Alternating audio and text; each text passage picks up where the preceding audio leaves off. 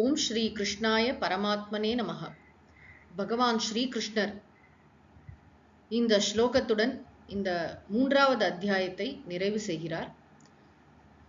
ஏவம் புத்தேஃ பரம் புத்வா சம்ஸ்தப்யாத்மானமாத்மனா ஜஹி சத்ரும் மகாபாஹோ காமரூபம் துராசதம்.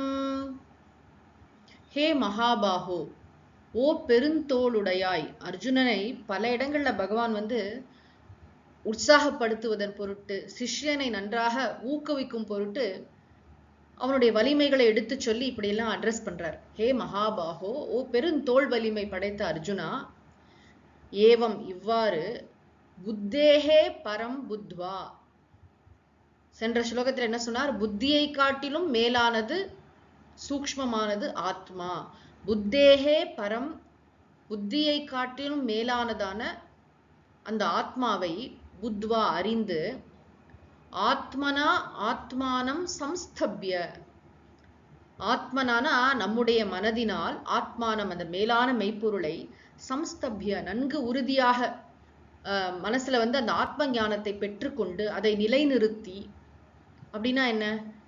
சாஸ்திரங்கள் எல்லாம் படிக்கிறோம், குருமுகமாக வேதாந்த சாஸ்திரங்களை கற்கிறோம், சம்பிரதாயமாக பகவத்கீதை இது போன்ற சாஸ்திரங்களை நம்ம படிச்சுட்டு என்ன செய்கிறோம்னா, இதை ஜஸ்ட் கேட்கறது மட்டும் கிடையாது, இதை நன்றாக உள்வாங்கிக் கொள்கிறோம், சிரவணம் பண்றோம். அதுக்கப்புறம் இதில் இருக்கக்கூடிய சந்தேகங்களை எல்லாம் போக்கி கொண்டு, இதுல ஒரு கிளாரிட்டி வந்த பிறகு அதை நன்றாக தியானம் செய்கிறோம். தான் ரொம்ப முக்கியம். நிதித்தியாசனம் எனப்படும் ஒரு பயிற்சி. அதுதான் இங்க சம்ஸ்தப்ய அப்படின்னு சொன்னா, மனசுல ஆழ் மனதிற்கு அதை கொண்டு செல்ல வேண்டும். நம்ம ஏதாவது ஒரு பதற்றமான சூழ்நிலையில கூட இந்த ஞானம் ஒர்க் பண்ற மாதிரி, நான் யார் என்பதை நாம் மறக்காமல் இருக்கும் அளவுக்கு, உண்மையிலே நான் யார் என்பதை புரிந்து கொண்டு, நான் தூய ஆன்மா, மெய்ப்பொருள், எனக்கு மரணமே கிடையாது, எனக்கு பிறப்பு கிடையாது, நான் ஒன்றே ஆன மெய்ப்பொருள். இந்த ஞானம் ஆழமான மனசுக்கு போகணும். எந்த அளவுக்குன்னா, நம்ம இந்த உருவத்துக்கு ஒரு பேர் கொடுத்துருக்கோம் இல்லையா, இது இந்த பேரு, இதுக்கு இது தெரியும், இது தெரியாது, இது அதை படிச்சிருக்கு, அதை சாதிச்சிருக்கு, இதை பண்ணல அப்படிலாம் சொல்றோமே, இந்த லோயர் ஐடென்டிட்டியை விட்டு அந்த நான் அப்படிங்கிற சொல்லுக்கு பொருளை, அந்த நானை நம்ம ஓனப் பண்ணிட்டோம்னு சொன்னா, ஆழமான மனசு கொண்டு போயிட்டு அப்படித்தான் என்ன செய்ய முடியும்னா, அந்த ஆசையை ஜெயிக்க முடியும். சத்ரும் ஜஹி, இந்த ஆசையாகிய எதிரியை வெற்றி கொள். ஆசைக்கு அங்க பொருளே கிடையாது, நானே மெய்ப்பொருள்ங்கிறத அததான் பகவான் இங்க சொல்கிறார். ஆக அந்த ஆசையை நாம் ஜெயிக்க வேண்டும். அது எப்படிப்பட்டதுங்கிறதுக்கு 2 அடைமொழி கொடுக்கிறார். ஒன்று துராசதம். துராசதம்னா வெல்லுதற்கு அரியது, அவ்வளோ ஈஸி கிடையாது. நம்ம அந்த ஆசைங்கிற விஷயத்த அண்டர் எஸ்டிமேட் பண்ணக்கூடாது, அலட்சியமாக இருந்து விடக்கூடாது. என்னாலலாம் அதெல்லாம் ஹேண்டில் பண்ண முடியும் அப்படின்னு சூளுரைக்க கூடாது. முடியாதுன்னு சொல்லலை, ஆனா ரொம்ப கஷ்டம். துராசதம்னா வெல்லுதற்கு அரியது. ஏன் அப்படின்னா, காமரூபம் விதவிதமான வடிவத்தை எடுக்கும். பார்த்தா ரொம்ப ஜென்யூன் விஷயம் அப்படின்னு தோணும், எதுலையாவது போய் நம்ம மாட்டிப்போம். அந்த ஆசை விஷயத்தில் நாம் கவனமாக இருக்க வேண்டும், எச்சரிக்கையாக இருக்க வேண்டும். இந்த ஆசை வலையில் நாம் சிக்கி கொண்டு நம்முடைய என்ன சொல்றது, வாழ்க்கையின் குறிக்கோளையே நம்ம இழந்து விடக்கூடாது. எப்பொழுதும் கவனத்துடன் விழிப்புணர்வுடன் இருக்க வேண்டும்ங்கிற விஷயத்த பகவான் நிறைய இடத்துல சொன்னார். 2வது அத்தியாயத்துல கூட ஆத்மவான் பவ அப்படின்னா என்ன, அப்ரமத்தோ பவ, விழிப்புணர்வுடன் இரு. இந்த உடல் மனதுல வாழற வரைக்கும் தர்மமாக இதையெல்லாம் நம்ம கையாளணும்.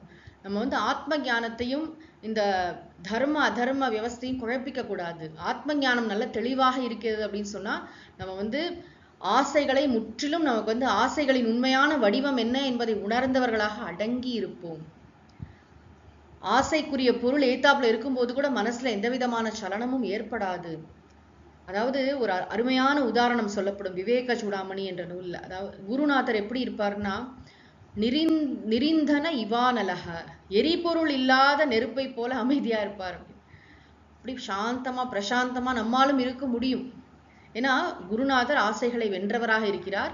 நாமும் இந்த ஆத்ம ஞானத்தின் மூலம் ஆசைகளை வென்றவராக இருக்கிறோம். ஒரு கணம் ஒரு ஆசை வந்தா கூடச்ச, அது வேற நான் வேறையா, என்ன யோசிச்சுட்டு இருக்கேன் நான், அது பார்த்தா அது இந்த பிரபஞ்ச திருஷ்டியில பார்த்தா, நடைமுறை கோணத்தை பார்த்தா எப்படி இருந்தாலும் அது நிலை இல்லாதது. அதை அனுபவிச்சா என்ன ஆக போகுது, எனக்கு அனுபவிச்சா அந்த ஆசை தீர போகுது, மறுபடியும் புதுசா இன்னொரு ஆசை வரப்போகுது. ஆசையை அனுபவித்து தீர்க்க வேண்டும் என்று நினைப்பவன் முட்டாள்.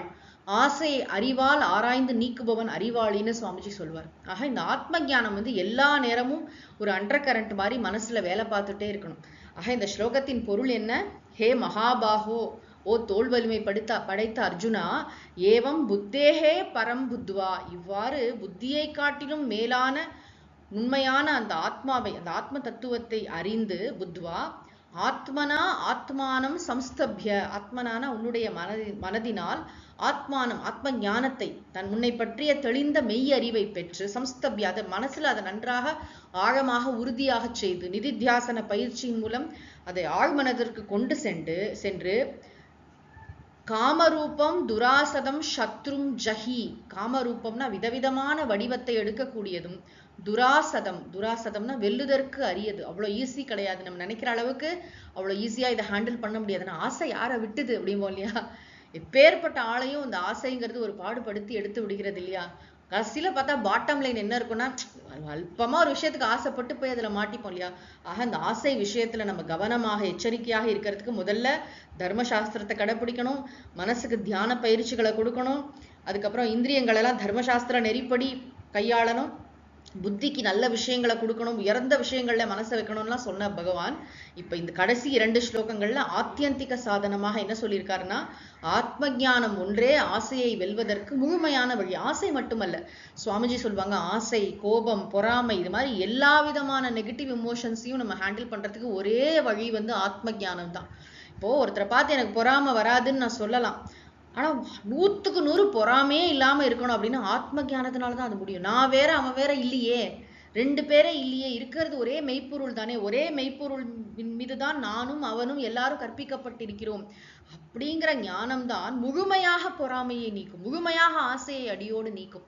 ஆக அதனாலதான் திருவள்ளுவர் கூட நீங்க பாத்தீங்கன்னா துறவரவியல்ல கடைசி அதிகாரமாக மெய்யுணர்தலுக்கு அப்புறமா ஆவா அறுத்தல் வச்சிருப்பார். மெய்யுணர்தலின் பயனாக அவா அறுத்தல்.